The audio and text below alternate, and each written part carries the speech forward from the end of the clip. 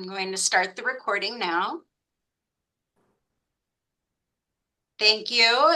We're here today for your workshop, Your Right to Vote, brought to you by CalTASH. We have a wonderful panel today. Please withhold your questions until the end, but please, if you'd like, you can put your questions into the chat and we will read the questions at the end and they will all be addressed by our panel. I'm going to go ahead and turn it over to CalTASH President Jody Agnew-Navarro. Thank you. Hi, everyone. I'm Jody Agnew-Navarro. As Diana said, I'm the current president of CalTASH. Welcome, everyone. We're so excited that you are all here and joining us today. So in this webinar, we're going to just be focusing on your right to vote, barriers that you may be experiencing, solutions, everything about voting. We will not be talking anything about politics, political agendas, policies, or candidates. First of all, I just would like to say a brief introduction about CalTASH. If you're not familiar with us, we hope that you all are. But CalTASH is a statewide disability rights and advocacy organization. We are a chapter of TASH, which is the national organization. And our focus is equity, opportunity, and inclusion for individuals with intellectual and developmental disabilities, most specifically focusing on individuals with the most extensive support needs. We do have a conference coming up in March. We are going to be in Burbank this year. We have a conference every year. This is our 42nd annual conference, and we alternate between Southern California and Sacramento. So this year we will be in Southern California in Burbank, and we have our call for proposals open now. So I will we'll try to get that put in the chat. But we hope that you will submit a proposal, and we hope to see you in March at the conference. CalTASH is also supporting the California Policy Center for Intellectual and Developmental Disabilities. They are doing a statewide research project on understanding the challenges and opportunities that direct support professionals face in their jobs. And they are doing a big research paper, and they've already done some surveys, and now they're planning some focus groups. And those will be, we're going to have two next week. The first one is on Monday, and the second one is on Wednesday. And we'll drop in the chat the information if you are a direct support professional and you would like to share about your experiences. We would love to have you join the focus group next week. I'm going to turn it over. Diana, did you want to say something about Family Focus? Family Focus is co-sponsoring this webinar with us and helping us out with the Zoom and all the technicalities. So Diana, would you like to speak about Family Focus briefly? Sure. We are a sponsored program of Cal State University Northridge College of Education, and we're here to assist families who are raising children and young adults with disabilities, and we help them through trainings, workshop, education, and family support services. And we have offices in the San Fernando Valley, Santa Clarita, and Antelope Valley. And we will have our contact information at the end. I'd also like to thank Sheridan Nicolaou. She's not here today, I don't believe, but she helped us immensely with planning this webinar and connected us with our amazing presenters today. So we did want to give her a quick shout out. We'd also like to thank Nightingale Interpretation for providing our ASL interpretation for us today. I do have their contact information here if you ever need interpretation services. They're a wonderful group, and please check them out. Now I would like to welcome our amazing presenters. Thank you so much for letting us do all of those introductions. Today, I'm going to introduce Nicole Bohn. She is the Executive Director of DREDF, and she's going to be moderating. She's going to be presenting first, and then she's going to be kind of moderating some questions with Elizabeth and Sascha. Elizabeth Grigsby comes to us from Golden Gate Regional Center, and she is an advocate there. And we're so happy to have her. And then also we have Sascha Bittner from the National Council on Disability. So I would like to thank them in advance for all the hard work that they've done to prepare for this presentation. And I am going to turn this over to Nicole. Thank you all for coming. Okay, hi everyone. My name is Nicole Bohn. I am the Executive Director of DREDF. Just a little bit of a description of myself. I am a white woman with dark brown hair and glasses, and my background says Disability Rights Education and Defense Fund. I have been with Disability Rights Education and Defense Fund for just a few months. However, before that, I worked specifically in municipal government doing disability access and have a lot of information that I hope will be helpful for you around voting. And I'm really looking forward to our conversation today. I'm going to pass it next to Elizabeth to do a little introduction of herself. Go ahead. Thank you, Nicole. Hi, everyone. I'm Elizabeth Grigsby.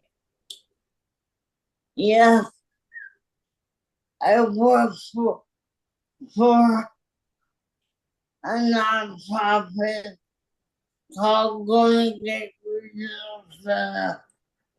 I've been the rights advocate for them over 20 plus years. But besides working there, I do a lot of other advocacy. I'm on the council. We have a committee called CalTASH, where all people with disabilities come and talk about how to make San Francisco and the Bay Area at large more accessible for everyone and more inclusive for everyone. Happy to be here. And I'll turn it over to Sascha Bittner. Hi everyone. Hi, everyone. My name is Sascha Bittner. My name is Sascha Bittner. And I'm a lifelong disability activist. I am a lifelong disability activist. I think I'm going to skip my accomplishments I think I'm going to skip my accomplishments. and this talk. I'm on several boards and committees. And I'm on several Committees and boards. committees and boards. But I wanted to talk a little bit about why this topic is important to me. But I wanted to talk about why this topic is important to me. My parents have always emphasized the importance of voting. My parents have always emphasized the importance of voting, That policies and elected officials have an effect on people's lives. that it has an effect on people's lives. And like I am even now, Even now, we are constantly talking about politics. we are constantly talking about politics, And we can throw each other. and we can show each other No, I'm can throw each other and we consult each other about state and local propositions about state and local propositions and let no local races on the ballot. and Let no mm, and local races on the ballot. local wages on the ballot. However, that is family culture. However, that is just our family culture, And I don't think everyone needs to think about politics as much as we do. and I don't think everyone needs to think about politics just as much as we do. But I do think it is critical for voices to be heard But I do think it is critical for all voices to be heard in the voting booth, in the voting booth, and especially disabled voices. especially disabled voices. And I have been a voter since I was 18 I have been a voter since I was 18 and was actually more excited and was actually more excited to be old enough to vote to be old enough to vote than when I turned 21 and could drink adult beverages. and when I turned 21 and could drink adult beverages. And I used to be vote, now I used to be vote by mail on drop a ballot in a drop box. But now I either vote by mail or drop my ballot in a drop box, Depending on whether I follow my voting plan or not. depending on whether I follow my voting plan or not, Because life happens. because life happens. Okay, thank you, and I look forward to my discussion. Thank you, and I look forward to more discussion. Thank you very much, Sasha. This is Nicole speaking again. Just one more access note too. If you're needing access to closed captions, there are closed captions that are in English that are available if you click on the CC button on the bottom of your Zoom screen. Thanks again for everybody for joining us today. I'm going to be going through some real basics of voting and accessibility and the right to vote. And then the real engaging part of our conversation today is going to be around some questions and answers that I'm going to help to moderate. And then, as was mentioned in the beginning, we'll be having some time for Q&A at the end of our time together today. So next slide, please.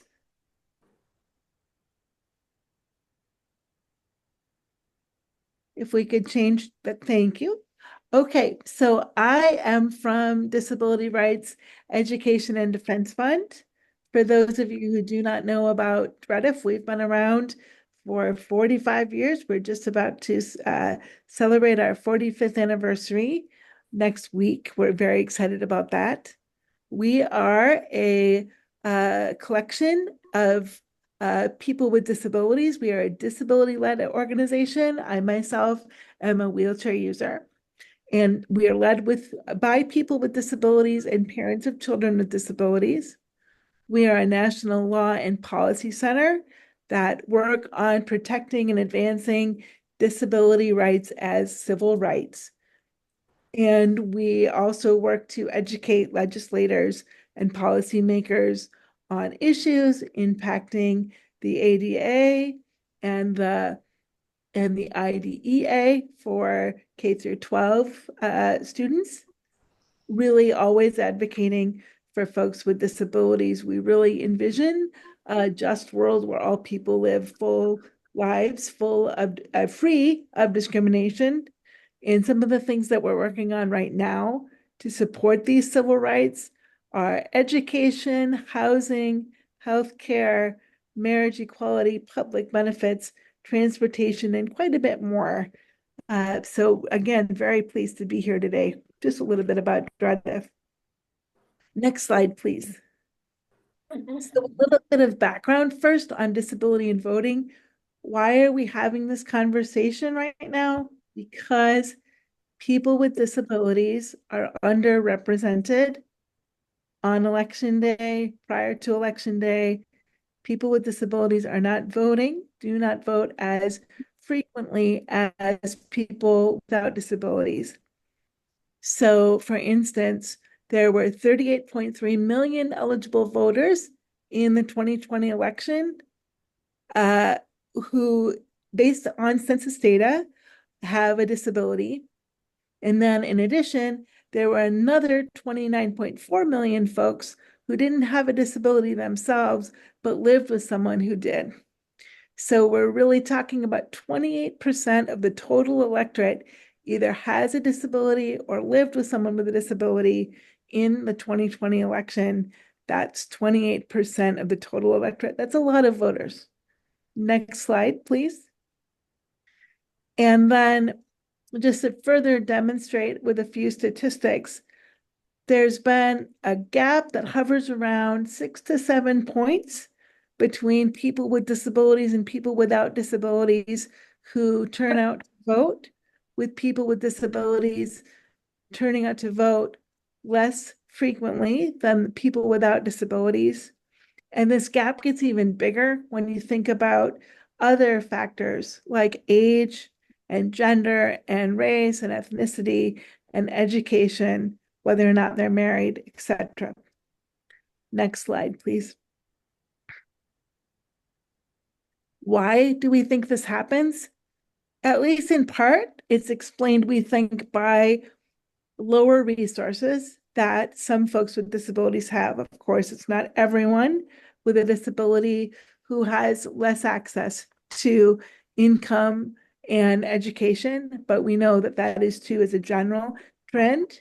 There's greater likelihood that people with disabilities live alone, and they're less likely to be employed, especially to be employed on a full-time basis due to all sorts of other factors like asset limits and things like that.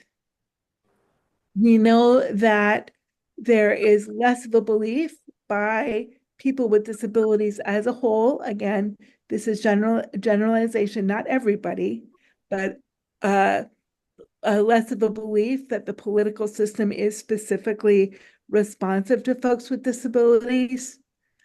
And there are general voting difficulties and barriers that still exist. And so those are just some of the reasons, and we can talk about what some of the other ones might be when we get into our discussion period.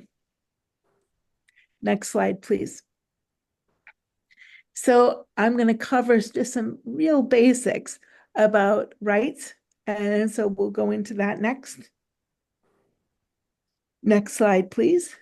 So first of all voting places must be accessible. So a lot of jurisdictions, including in California, have accessible remote vote by mail now.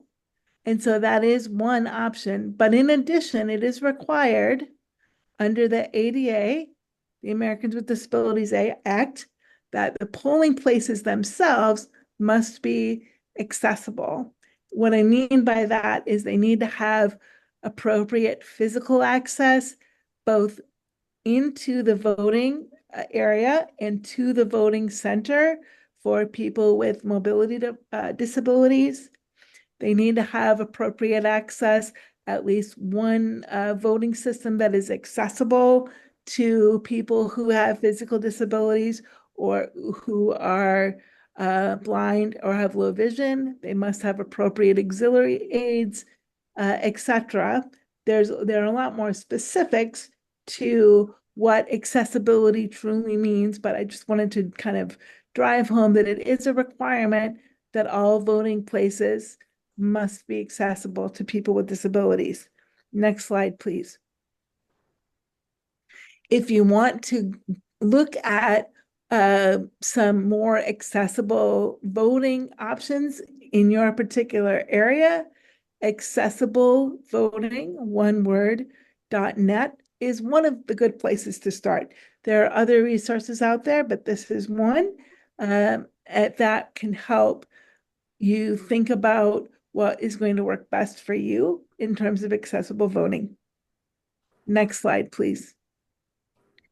And then you can also check with the California Secretary of State, or if there are members of you who are not from California who are listening today, your Secretary of State has accessible voting resources and options, and that we have some links for you that will be presented at the end of the presentation that you can access for more information about this and any other resources that we present today.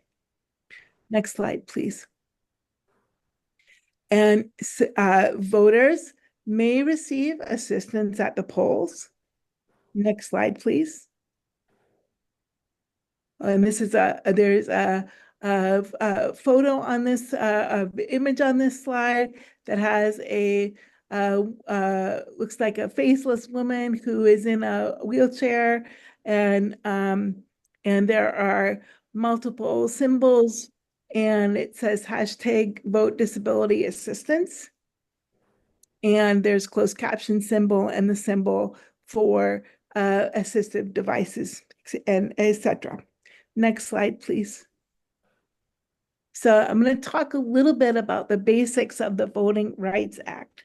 So in addition to what is required to be accessible to persons with disabilities through the ADA and other disability rights laws, there's also the Voting Rights Act, which says, in very basic terms, if you need assistance at the polls, you can tell an election official that you need that assistance. You don't need to show proof of your disability.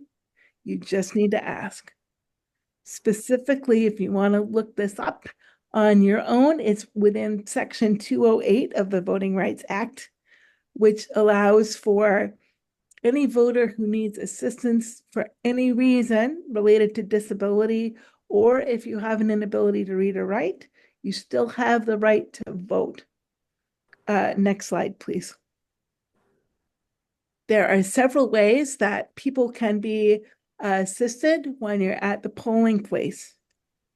Voters can be assisted by any person the voter chooses who is not an election worker, so anyone that you want, or if you want to ask for the assistance of election workers, the Voting Rights Act allows for 2 election workers on election day, or 1 election worker during early voting if you're able to go to your polling place ahead of time.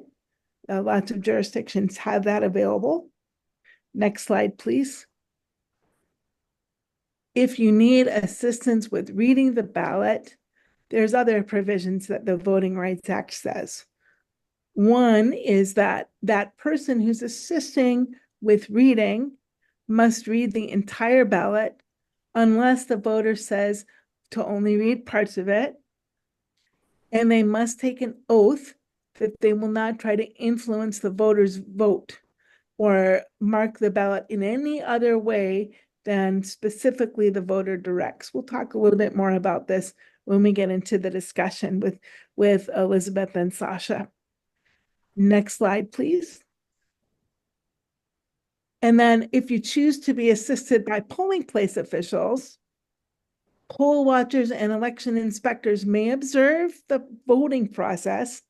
So if there's an election worker helping out, other folks can observe this to make sure that it's happening in a fair way. But if the voter asks to be assisted by a person of their choosing, no one else may watch them vote. Next slide, please. A few more details, and then we're going to move into our Q&A period. So voters may not be assisted by your employer, anyone who works for your employer, or an officer or representative of your union. And it is illegal, so not only bad practice, but actually illegal for anyone to try to influence the voter's vote or mark the ballot in any way other than the way you've asked, or tell anyone how the voter voted. Everything needs to remain confidential. The vote is the individual with the disabilities, the individual person with the disabilities choice, and needs to be respected as a private one. Next slide, please. These are just some sources that I used in the slide deck if you wanted to go back and look at another time. In my slides can be available for folks if you would like to have access after the webinar. That is completely fine with me if that would be helpful for you.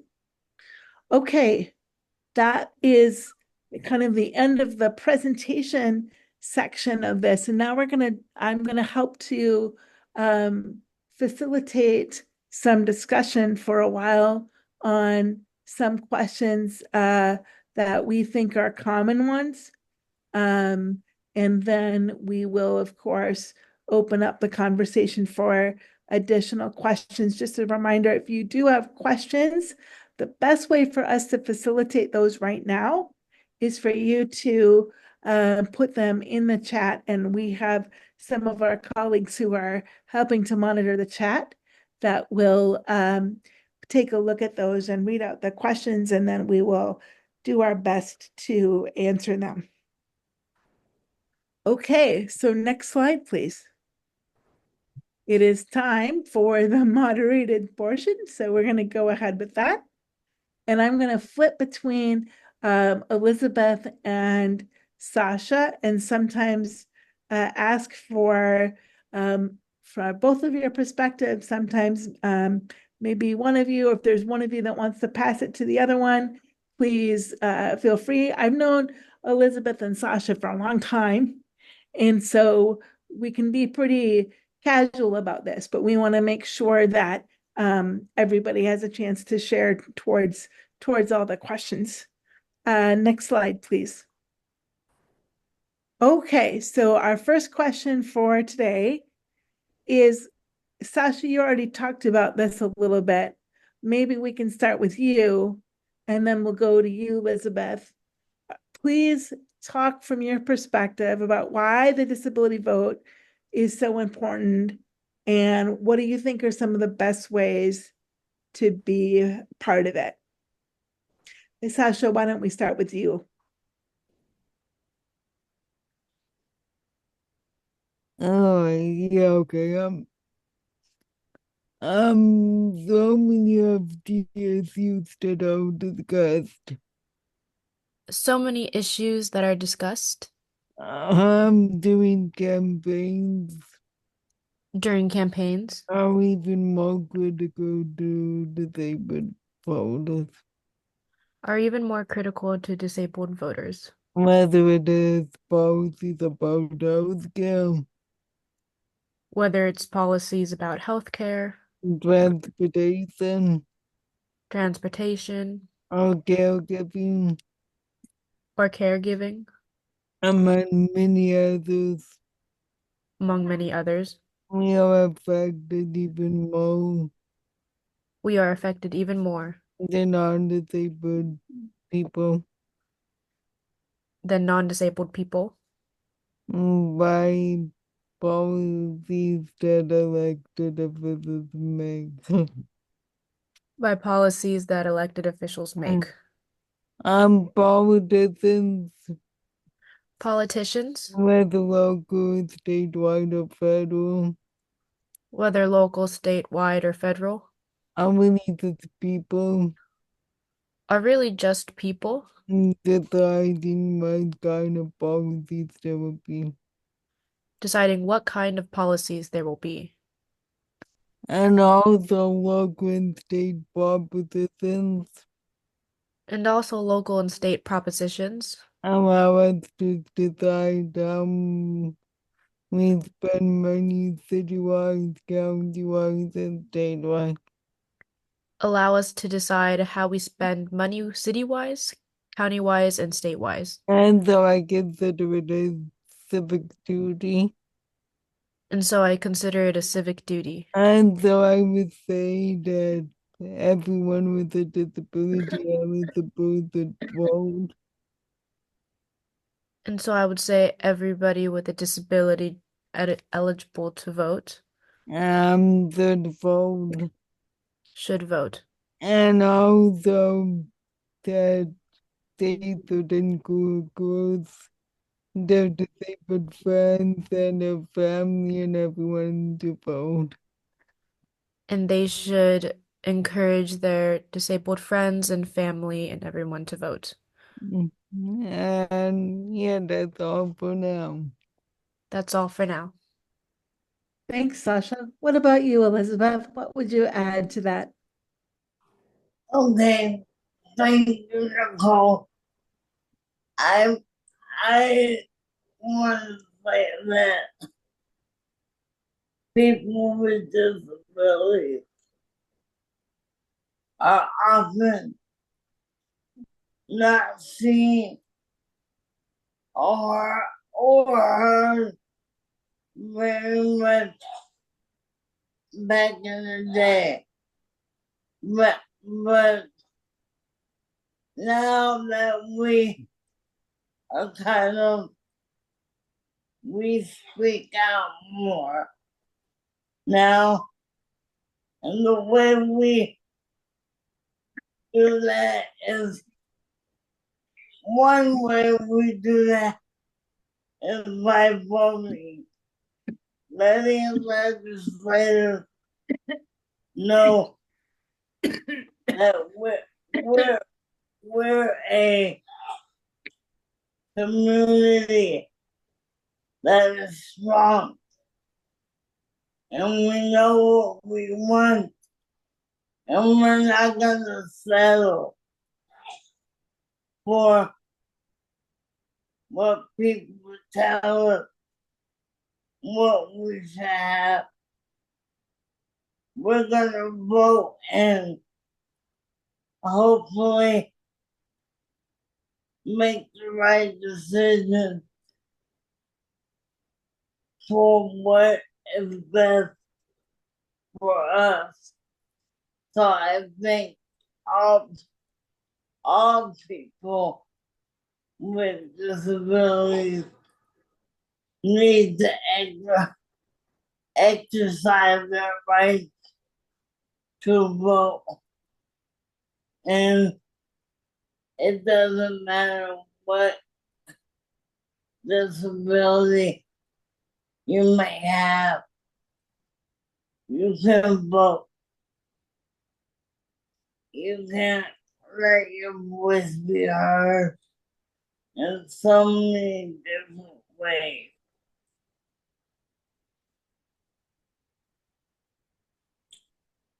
Back to you, Nicole. Okay, thanks, Liz.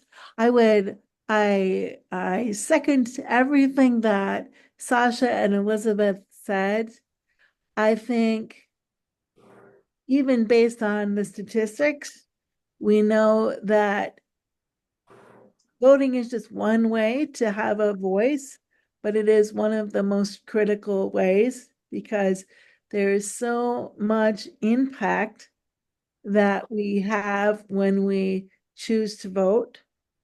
And I think that until we are at a place where more people with disabilities are continually encouraged to vote, that also has an upstream effect of improving not only disability representation on election day, but that visibility also, of course, will then influence how policy decisions and things that we vote on are made. The more people with disabilities are visible, the more disability policy matters can be resolved as well. So that's another matter that was also touched on. Next question, where can I get information on accommodations about voting? I mentioned some of it in my earlier presentation. I think if you have specific questions, first of all, your voting booklet will have additional accessibility information, and you can always contact your local county jurisdiction. Your Department of Elections in your county also has a responsibility for helping voters with disabilities understand what eligible accommodations and voting options that they have. And then similarly, I'll take the next one. What should voters with disabilities do if their polling places are not accessible? So luckily in California, most of the voting polling places, if not all of them, are accessible. Again, you can contact the resources, the accessibility resources that I mentioned in the beginning of the presentation. You can talk to your county elections office. And then there are also several organizations that specialize in voting access and voting information. We have some resources at the end of our presentation, including but not limited to our colleagues at Disability Rights California, who have a voting hotline that you can contact for even more information about accessibility or to file a complaint all the way up to election day, and we'll figure out a way for you to be able to vote. So next slide, please. Okay, so our next question is, what are some tips for folks who are assisting voters with disabilities? What are some tips that you have for support staff, whether it's an election official who might be helping the person with a disability on election day or someone of the person's choosing? What is some of your advice? Liz, I'm going to start with you on that one this time. Thank you. I think if someone is assisting you, the first thing they need to know that this is not your balance. You're just helping the person mark who they want to vote for. This is not your vote, but the person with a disability. So like we said in the beginning, you shouldn't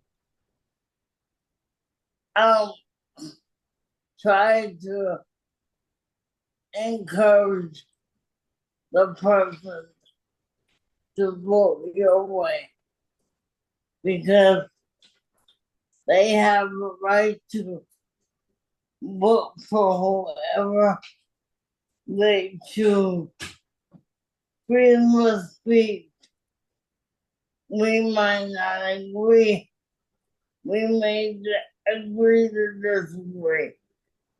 But it's not us. It's the person you're helping. So I think assistant means to assist them, not to do for them, not to put down what you think is right or what you would like to see. It's all about the person you assist. And you don't have a right to take their voice away. So that's how I feel. Thank you, Liz. What about you, Sasha?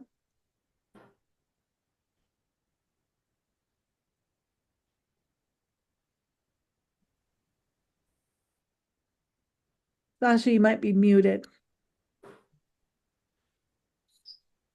Sorry about that. Sorry about that. Uh, Um, so of course I agree with Elizabeth. So, of course, I agree with Elizabeth. But I have a few other things that I want to point out. I have a few other things that I want to point out.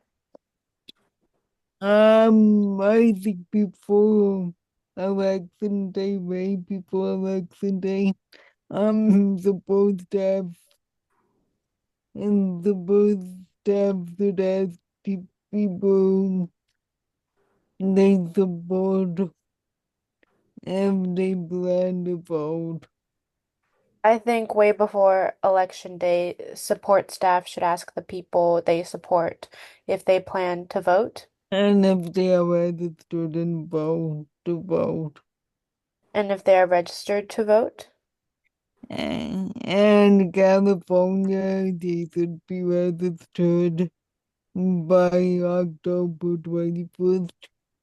Online or postmark that day, but on election day, people can register in person. In California, they should be registered by October 21st, online or postmarked. And on election day, people can register in person. Although the post step should make sure that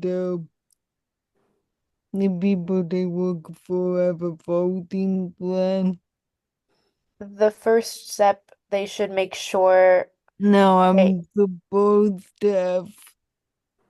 support staff should make sure they have a voting plan. Whether it's voting on in person on November 5th, Whether it's voting in person on November 5th, voting only voting early, using a Dropbox, using a drop box, all voting by mail and everyone registered will receive a ballot by mail. or mail-in, where everyone registered receives a ballot in the mail.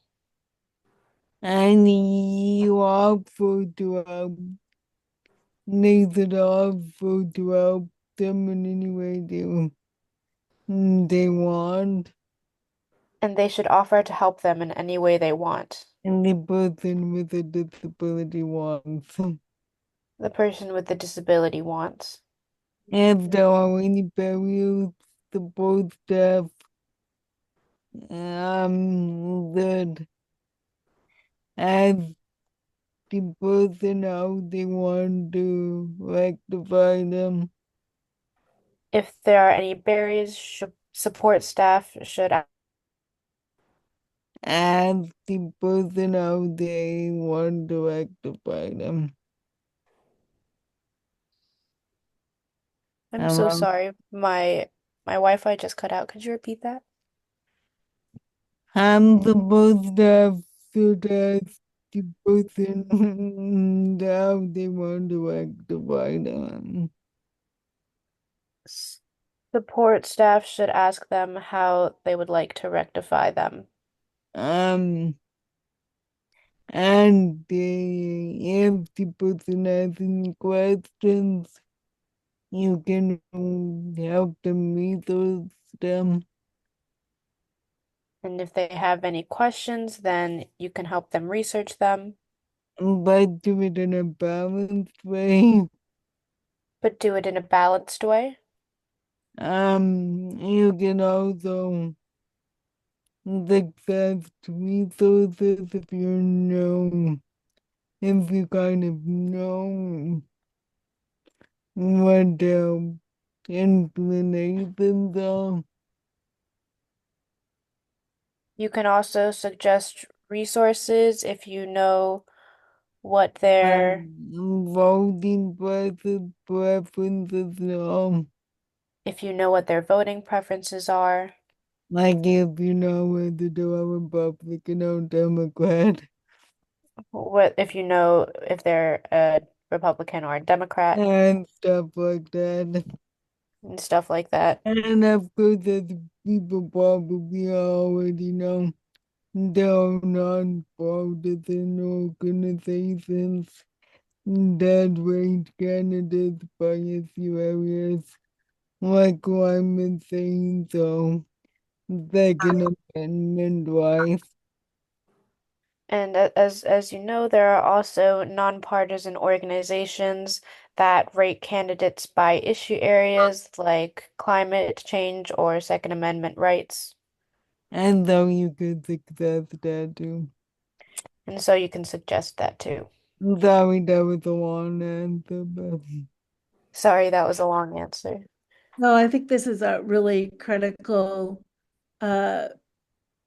critical to think about the different things that you can do. And I really think that reminding support staff, not only to encourage people with disabilities who they're working with to vote, but helping them have a plan ahead of time is so important. And also to assisting in researching the issues ahead of time, perhaps based on their uh, inclinations or preferences without, and I like how you said in a balanced way, because we don't want to influence, right? We just want to facilitate the voting process. yeah.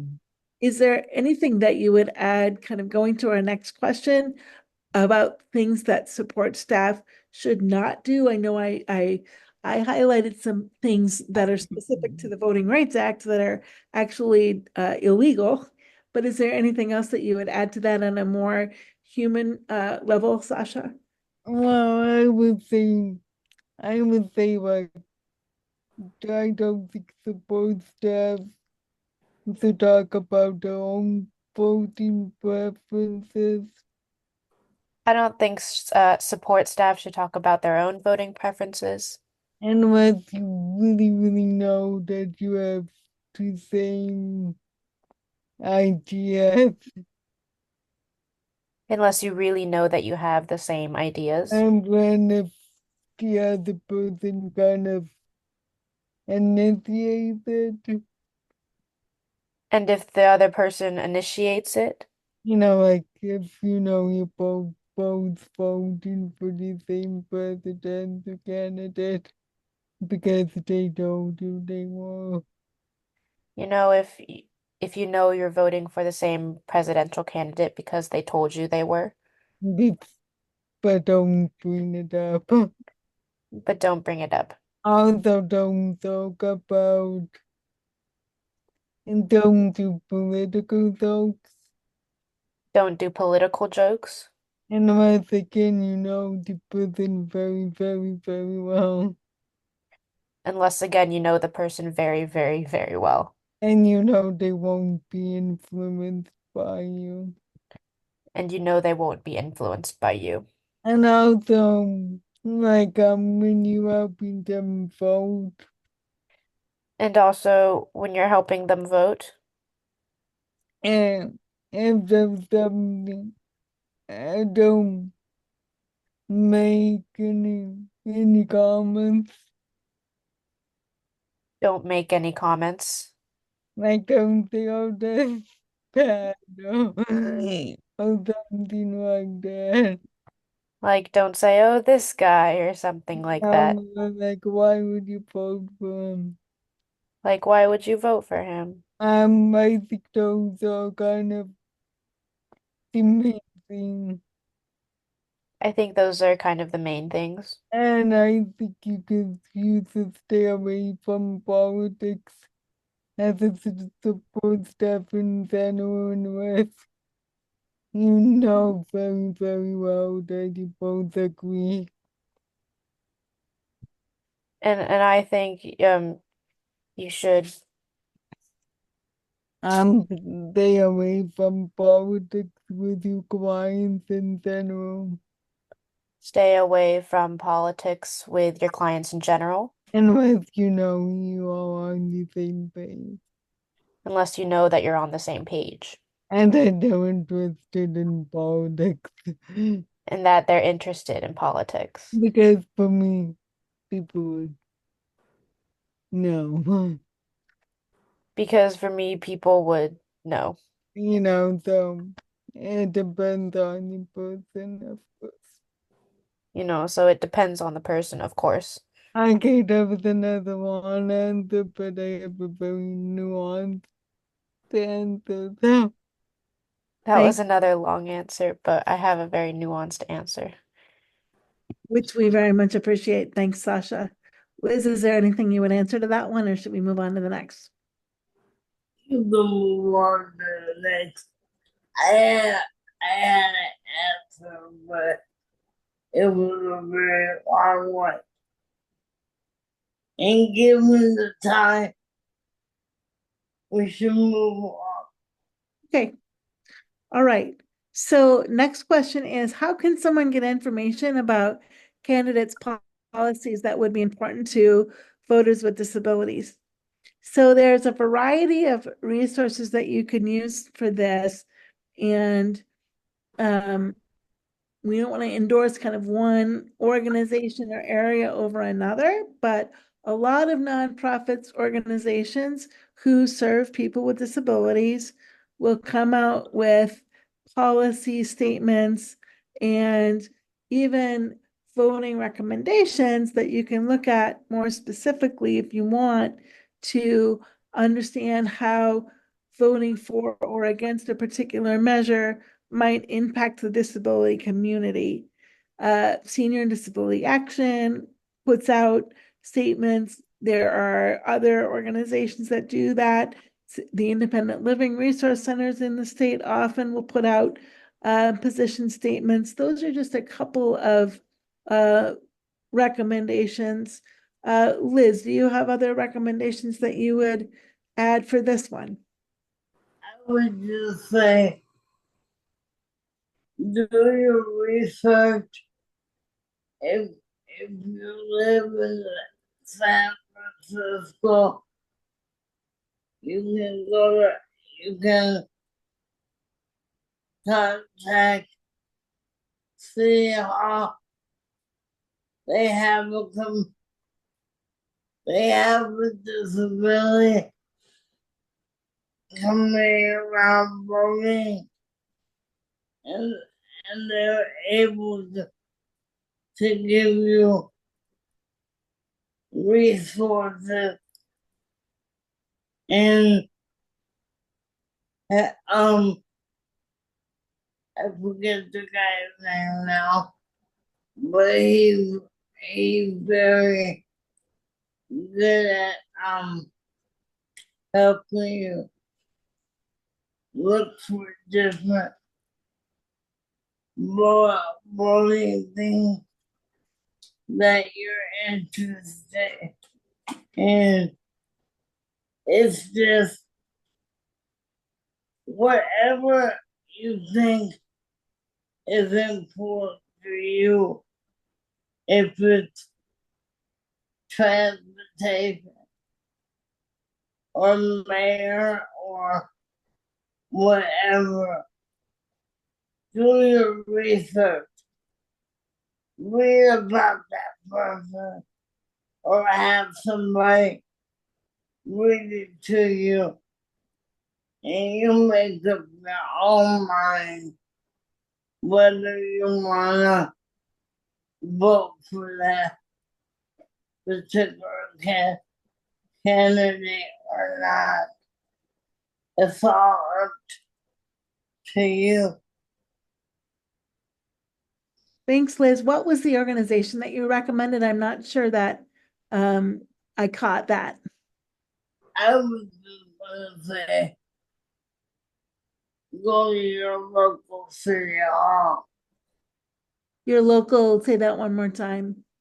Oh, City Hall, City Hall. Yeah. Mhm. Yeah. That Okay. they have a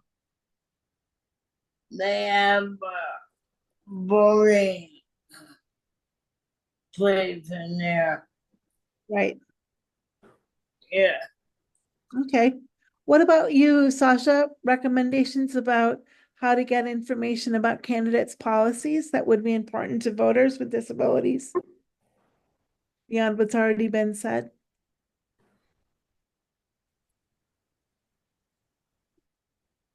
You're muted, Sasha, I think.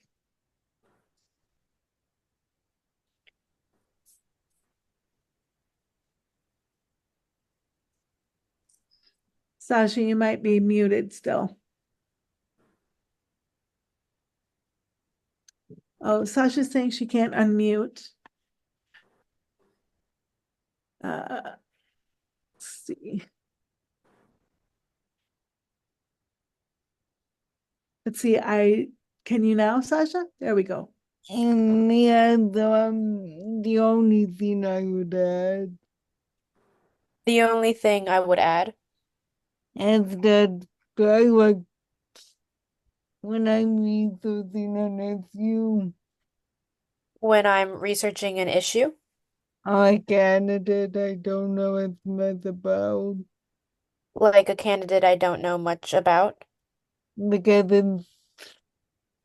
in San Francisco it's a little less clear cut, because in San Francisco it's a little, less clear, it's a little less clear to me at times. it's a little left rear to me at times. No. That's clear. Oh, yes. Yeah,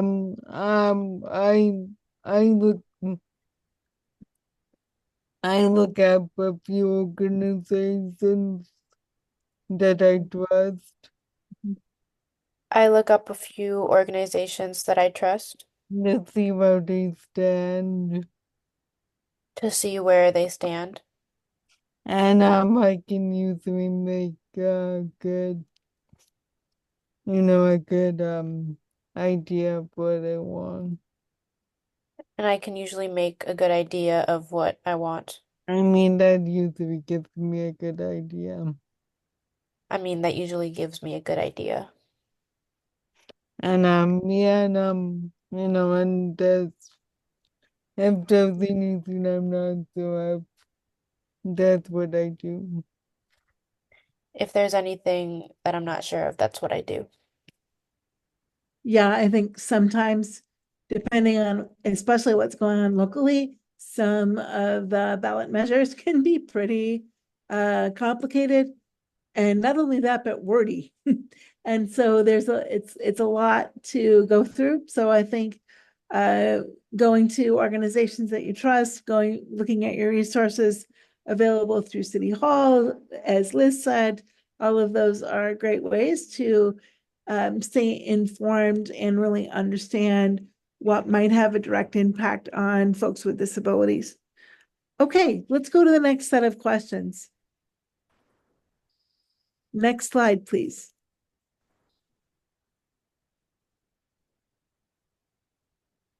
Can someone advance the slides?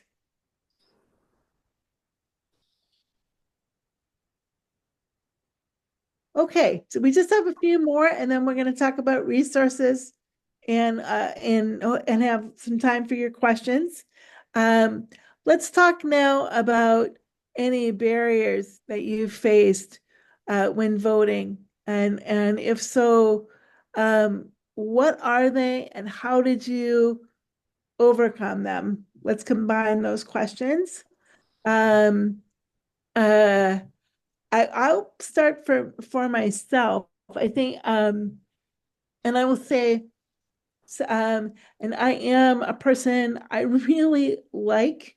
I'm a wheelchair user. I really like going to the polls on election day, although I have done remote voting as well, which was especially helpful at times when there were a couple voting cycles where I needed to be in the hospital, and so I was able to vote and so I also wanted to mention that there are services that your county can provide to get a ballot to you if you are not able to physically go to a polling place or have access to your mail.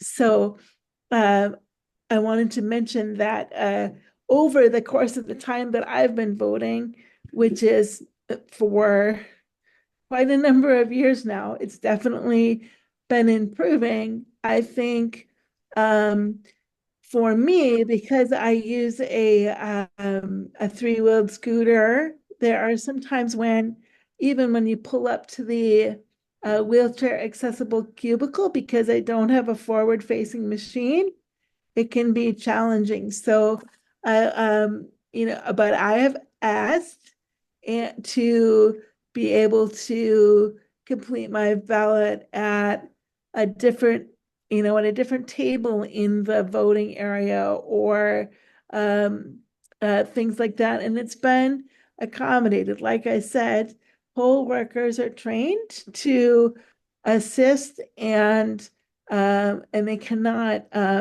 refuse a request or ask you to show proof of disability, although in my case, and I would wager in Liz's and Sasha's case, it's pretty obvious. All three of us are wheelchair users, right?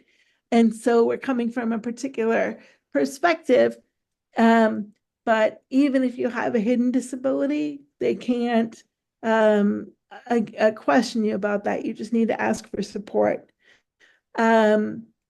So that's how we overcome, I guess, is by asking. And then again, if there are still barriers, there are other resources that you can access, or if you have an unfortunate experience, there are ways to receive help from that. But really what we want to do is say that most of our polling places are pretty well educated in terms of the voting ins and outs. The poll worker trainings are pretty specific. And so hopefully there won't be barriers because we want as many people with disabilities to vote as possible. However, let's talk about any other barriers or ways that folks have overcome them. Liz, I'm going to start with you this time. Okay. Yeah, I used to have a hard time getting people to help me when I went into my polling place because I can't hold the pen to mark my own ballot, and people would say, well, why don't you have somebody with you? That's not always feasible, nor do I want somebody with me all the time. I just want to be able to go in a place and have somebody assist me. I'm just marking what I tell them to mark and see that they drop it into the box. But I didn't used to be as as boisterous as I am now. Now I speak up for, what I want, and I won't leave till I get it. So I can be a thorn in somebody's side till I get what I want. And I do it in a very nice way. But still, I get my point across. And usually they help me because you can look at my hands and see that I can do it by myself. So it's really educating the public and letting them know this could be you one day too. Thanks, Elizabeth. Sasha, what about you? Anything to add to that one? Yeah, my sister Annika is going to be the first part, and then I'll read the second part. My sister Annika is going to read the first part, and then I'll read the second part. Usually it goes well, but in 2018 I was voting at City Hall in San Francisco because I was doing partisan work for election week and wanted to just get my voting taken care of. The election worker said she hadn't set up the accessible voting booth because, quote unquote, no one disabled has come, and offered to fill the ballot in for me using a list I had. I told her I was perfectly capable of filling the ballot out if the booth was accessible and that I didn't know her. She countered that it was difficult to do and it would just be me using it. And the election department The election department was right by the voting booth. was right by the voting booths, So I said I would speak to the head of the department, so I said I would speak to the head of the department. and they didn't set up the booth. If she didn't set up the booth. He said I was being unreasonable, She said I was being unreasonable, but set it up finally. but set it up finally. Probably because he knew that was against the law. Probably because she knew that was against the law, What he was doing. what she was doing. And after I did send the department head, and I did complain to the department head by email. And after I did complain to the department by email. I know election workers are trained in how to set up all the voting machines. I know election workers. I can hear you. And again, Oh, sorry, it cut out. Say that one more time. I know election workers are trained in how to set up all the voting machines. I know election workers are trained in how to set up all the voting machines, And maybe those involved but maybe maybe those in charge. that reiterate how important it is for the accessible machine to be up and running. But maybe those in charge should reiterate how important it is for the accessible machine to be up and running. I think in this case, I think in this case, it was just the person who had a lousy attitude about disability. it was just a person who had a lousy attitude about disability, And that will happen. and that will happen. All in all, I really respect election workers. All in all, I really respect election workers. My sister used to be one, My sister used to be one. and what they do to protect democracy. And what they do to protect democracy. Thanks, Sasha. I would add to that, I'm sorry that happened. I'm glad that you filed a complaint with the department head. And it reiterates just as a reminder that the right to access in your polling place is the responsibility of the state and local government under ADA Title II. And so another option that you have is that your municipality will also have an ADA coordinator who's responsible for coordinating and resolving grievances and complaints and concerns. That's what I used to do in my previous life. That's how I know Liz and Sasha. And so there's you can check with your city and county entity ADA coordinator as well, and they can help you facilitate a lot of this stuff if you do have an unfortunate situation with a poll worker or with access.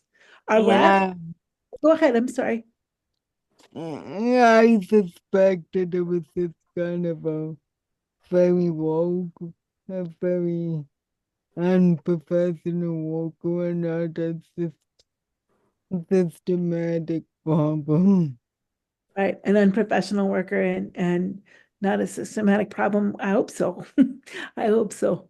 I'm going to move us to our last question, and then um, we want to at least have 10 minutes for a resource wrap up and a few questions from our group. So to wrap up, what ideas for change what are your ideas for change to ease or dismantle barriers and allow for voting to be inclusive for everyone? Liz, why don't you go first?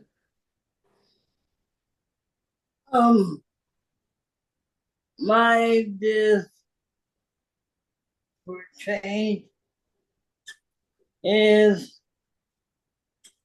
get on a committee like I still am on this committee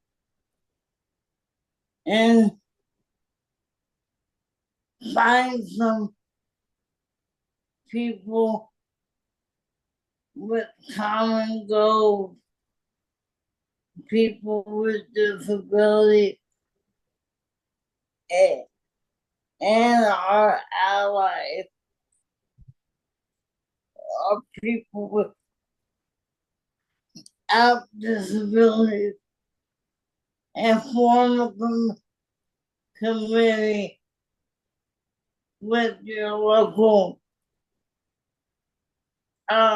city hall if it's a good one. And just talk about these things like barrier and find different solutions.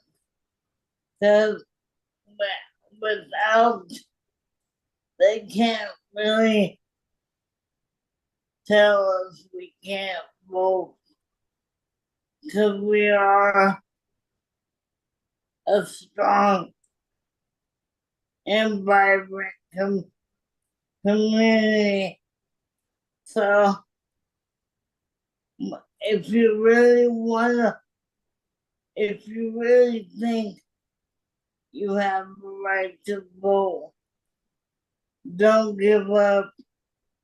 Just put yourself out there.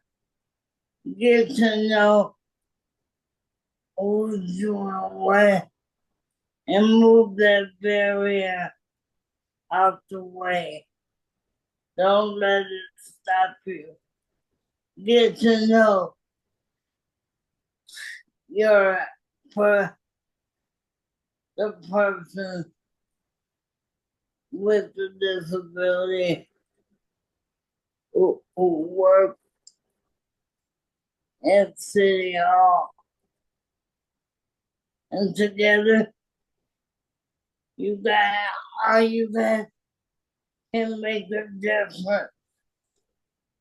But you have to speak up and really speak up concise of what you want to work on and what's important to you. But never give up the fight. Thank you, Elizabeth. I just wanted to supplement that before we go to Sascha, that there are municipalities that have what are called VACs, Voting Accessibility Advisory Committees, that are comprised of people with disabilities, people from the city and county, and others, advocates who help to monitor and maintain accessibility. Many municipalities have a group like this. There's also a state level Voting Accessibility Advisory Committee where you can give feedback in a formal way as well. Sascha, go ahead. Yeah, so 1 second. I might think in California, I think in California, and it's actually pretty easy to vote it's actually pretty easy to vote and to register to vote. and to register to vote. But unlike in some other states, Unlike in some other states, I think making election day a federal holiday would be a very good idea. I think making General Election Day a holiday would be very good for everyone.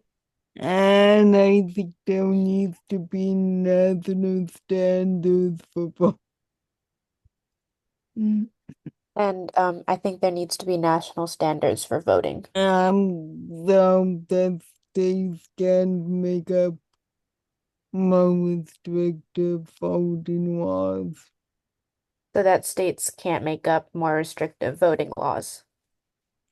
And that's another thing to think about during your vote. And that's another thing to think about during your vote. That the and also I just want to echo what Elizabeth said to get involved on a local and state level. And I wanted to echo what Elizabeth said to get involved on a local and state level. And thank you for having me. And thank you for having me. All right, thanks to you both. That ends our moderated Q&A. If we can go to the next slide. We have some other resources. Disability Rights California, as I mentioned, has lots of really great stuff on voting access. They have a voting checklist, making a plan like we've talked about, and a voter information guide. And then there's Disability Rights, Voting Rights Week. It's a specific campaign. Please reference these resources. They're all fantastic. We cannot emphasize enough. You need to register to vote first. So register to vote in California. We have a link for there, and we have a link for federal voting, and even more information at vote.org. And is there another slide? And this is our email addresses. If you have additional questions specifically for us, we're happy to answer them after the session. And I think with that brings us to Q&A. We have about 8 minutes left of our time, and we can maybe capture a few questions if there's some that we haven't addressed through our conversation or presentation yet. Thank you, Nicole. I'm going to be pausing the recording now for questions. Sean, if you could do the same in the Spanish channel as well. Thank you, everyone. We'll go to the chat.